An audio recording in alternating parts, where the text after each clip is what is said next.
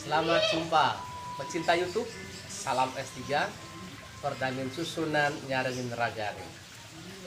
Saya sangat percaya bahwa Anda biasa dengan istilah stres ya. Kalau orang aneh-aneh bilang, oh stres itu. Atau orang diam, oh ini stres. Apa itu stres sebenarnya ya? Satu kali ini seorang guru, dia ke sekolah, dia membawa satu gelas air. Dia katakan, anak-anak, berapa berat beban ini, gelas ini? Paling banter cuma 300 gram. Kalau mungkin kamu bawa cuma 1 jam, setengah jam, tidak masalah. Tapi kalau bawa sampai 1 hari, tangannya sepertinya mau lepas kan? Nah, lepas, habis itu taruh sekali, pakai lagi gitu. Taruh sebentar, kemudian ambil lagi. Nah itu yang saya melihat stres itu seperti kita membawa beban, tanda kutip ya. Kalau beban mungkin ringan ya, ringan kita bawa terus-terus sampai berhari-hari ya, lama-lama numpuk capeknya sehingga tangan pegel semua. Manajemen stres itu mungkin istilah yang sangat keren ya, sangat trendy. Mungkin juga itu sebagai bahan jualan ya. Banyak orang yang mungkin stres sehingga mencari kita menanggulangi stres. Menurut saya stres itu adalah bagian dari hidup ini. Yang pertama-tama lahir dari cara berpikir, cara pandang, dan cara melihat persoalan. Menjadi stres kalau ada sesuatu yang tidak terolah dengan bagus ya. Seperti misalnya di pabrik ya, limbahnya tidak terolah dengan bagus, sehingga perlu ada AMDAL. Perlu ada AMDAL, ada selingkungan. Apakah dia punya sisa-sisa pabrik ini masih beracun apa enggak? Kalau tidak beracun, itu artinya bisa menjadi rapuh kan? Sehingga tidak menimbulkan problem bagi lingkungan. Sama dengan kita. Kalau segala persoalan kita rekam, kita simpan baik-baik tanpa diolah, menjadi beban, menjadi apasnya besar. Apasnya besar, kita bilang stres. Kalau mungkin dalam kedokteran karena stres menjadikan mungkin fungsi hati, fungsi ginjal, mungkin pembuluh darah menebal, sehingga yang dulu volumenya misalnya per detik ngantar darah misalnya 5 cc, karena tadi penebalan mungkin 1 cc sehingga otak kurang darah, hilang lemas, stres, akhirnya stroke. Nah, begitu. Stres bukanlah olahan yang aneh ya. Karena dulu juga orang mengalami stres, sejak zaman Yesus juga mengalami stres. Nah itu kan satu hal yang automatically ya, yang terjadi demikian rupa. Nah tergantung. Dulu waktu kita masih muda, masuk SMA, tiap hari makan babi guling, makan lawar, dipanggang tiap hari, tapi badan segar-segar saja. Karena apa? Begitu kita makan, fungsi hati masih bagus, fungsi jantung bagus, penyerapan tubuh bagus, sehingga babi terserap dengan bagus jadi energi. Kalori dibakar habis. Jadi begitu usia bertambah, kepala 4, kepala 5, mata yang dulu normal kayak kacamata ya, rambut yang dulu hitam legam jadi 3 warna, jadi ada yang putih, ada yang belang-belang, ada yang putih semuanya. Dan juga mungkin fungsi jantung hati berkurang. Makan babi sekali, 1 minggu tangan kram, jalan pincang-pincang ini, lutut bengkak semua. Nah, saya melihat seperti itu. Jangan terlalu dibesar-besarkan. Sadari bahwa kita bersama manusia. Kemudian fungsi organ tubuh dengan sendirinya pasti berkurang. Orang Bali bilang mati sekebedik, pelan-pelan kita mati ini. Tapi ya itu hal yang bijaksana. Bagaimana dulu kitabnya Dadong, kitabnya Meme, Mama mengajari ya. Sehingga apa yang penting dalam manajemen stres bahwa melihat dengan gembira hati.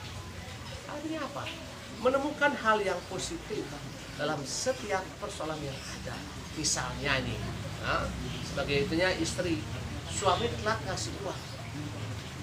Jangan langsung ngamuk ini. Mungkin suami mungkin belum dapat transferan dari pekerjaannya, atau mungkin juga uangnya juga mungkin dipinjam temannya, atau mungkin uang juga mungkin dia perlu ke dokter, mungkin sehingga uang sangat tipis. Kalau ngomong tanya, uangnya kok belum dikirim, akan begitu. Langsung kita diam-diam, langsung membuat apa namanya semacam underestimate, praduga. Oh jangan-jangan suamiku punya selingkuhan. Langsung aneh-aneh kepikiran. Wah, yang aneh-aneh ini sebenarnya yang merupakan sebenarnya racun bagi tubuh. Kita berpikir negatif tentang orang. Oh, orang ini dia kan ngomel ya, ngomel. Karena mungkin dia jengkel sama apa, dia ngomel. Kita bilang, oh dia stres, dia mengong. Langsung kita membuat analisa tentang mengong. Oh dia mengong, dia gila. Nah, kita buat tanpa kita tahu dasarnya apa. Hal yang demikian sebenarnya, ibaratnya kalau badan kita kemasukan benda asing, akan terjadi reaksi, kan?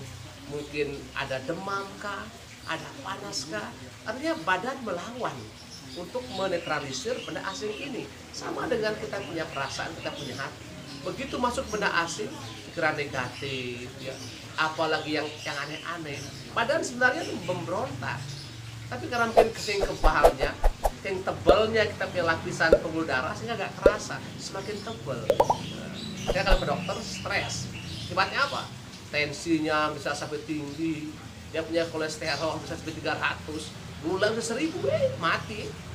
Saya pribadi senang sekali kalau baca-baca stres, saya senang bisa baca-baca S3, tertawa sendiri ya. Karena apa? Ini hal yang sederhana, hanya kita mempersulit sendiri sehingga menimbulkan persoalan. Kenapa? Sulit gak terselesaikan. Sama dengan menurunnya fungsi hati, kita makan lemak babi, kita makan, tapi dalam tubuh tidak terolah dengan bagus, kurangnya enzim, kurangnya metabolisme tubuh karena memang usia. Sehingga bagi saya mengalami stres adalah mengalami hidup itu sendiri.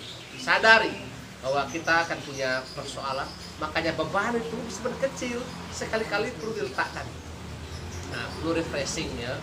Kita sekeluarga ke gunung kah, atau ke hutan ya, perlu. Dan satu kita pulang lagi, baru kita ingat lagi soal itu. Atau mungkin kalau misalnya kita punya pekerjaan di kantor, kita mungkin dimarah sama bos. Kadang mungkin kita agak lambat kerja, dimarah, kita bawa ke rumah. Sampai rumah kita ngamuk sama istri, sama anak loh. Kita bingung semua kan, karena enggak tahu soalnya apa. Perlu ditempatkan, ya kalau persoalan di sekolah ya, cukup persoalan di sekolah. Soal di kantor, ini yang tidak gampang. Kadang kita ingat terus. Ditanya A, jawabnya B. Kenapa? Nggak nyambung. Tebalnya endapan dalam pembuluh darah itu. Merayakan, melihat stres, pertama-tama adalah sikap yang perlu kita mengubah mindset kita ini. Wah, bayangkan, kita hidup sampai sekarang ini, berapa orang yang mengorbankan diri. Mama kita terutama, orang tua kita, para guru baik dari TK, SD, SMP, SMA, seminari, kuliah, S1, S2, S3. Berapa orang yang memberikan kita input? Begitu banyak masukan kita olah sampai sekarang ini. Kalau itu tidak memampukan kita mengolah stres ini, berarti sekolah kita mungkin dipertanyakan kan? Kita sekolah atau apa?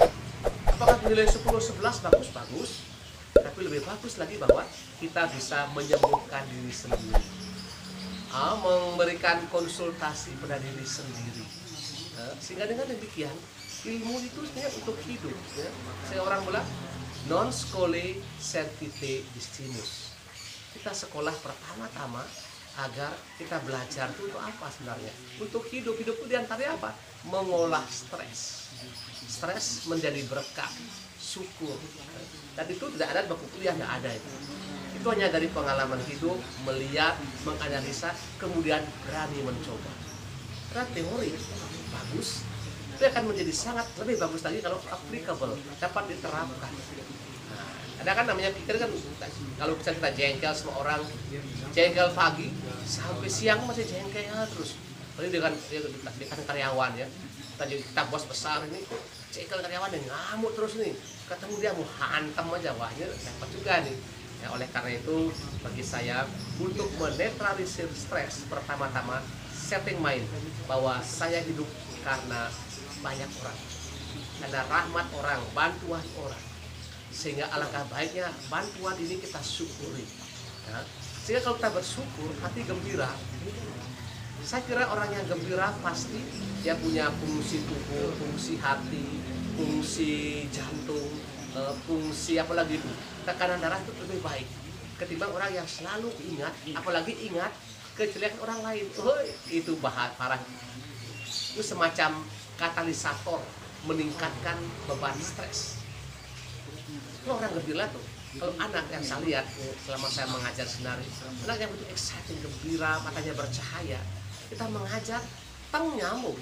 Kalau anak yang mukanya macam apa ya, macam tidak makan 5 hari itu lah, loyo, ngerti tak jawab, nggak ngerti juga nggak jawab, jawab ya juga tidak juga tidak. Kalau bahasa Inggrisnya yes or no, dia pilih or terus ini or, pasti lambat. Kenapa? Itu mempengaruhi kita punya aliran darah dari jantung ke otak. Tahu mungkin saya salah. Saya percaya bahwa orang gembira akan meningkatkan kecepatan aliran darah dari jantung ke otak, sehingga otak itu cukup nutrisi untuk belajar, mengingat, membaca dan sebagainya. Seorang jadi cerdas, orang jadi pintar karena begitu. Orang yang gembira pasti cerdas, pasti sehat, pasti kreatif. Semoga Anda, saya pasti mengalami stres dengan keluarga, dengan pekerjaan, dengan rekan kerja, pasti terjadi. Karena kita hidup. Kalau kita nggak stres, berarti kita nih sebuah pulau. Kan kita lakukan no man is an island. Manusia bukan sebuah pulau. Kita makhluk sosial yang berinteraksi dengan si A, dengan si B, dengan si C. Semua memberikan masukan atau diberi masukan. Tergantung kita yang menerimanya. Bagaimana saya mengolah ini? Dan Tuhan mengatakan bukan apa yang masuk yang membuat kita kotor, tapi apa yang keluar. Kita bergaul dengan siapapun juga, kita terima dia punya pandangan, kita olah, dan kita buat sendiri, menjadi olahan sendiri, dan keluar dalam hal yang baik. Ini yang bagus. Tapi kalau kita terima, bagaimana caranya membobol orang punya akun, nah itu jelek kah? Bagaimana caranya membobol ATM, nah, ini keliru ini. Itu silakan jadi urusan.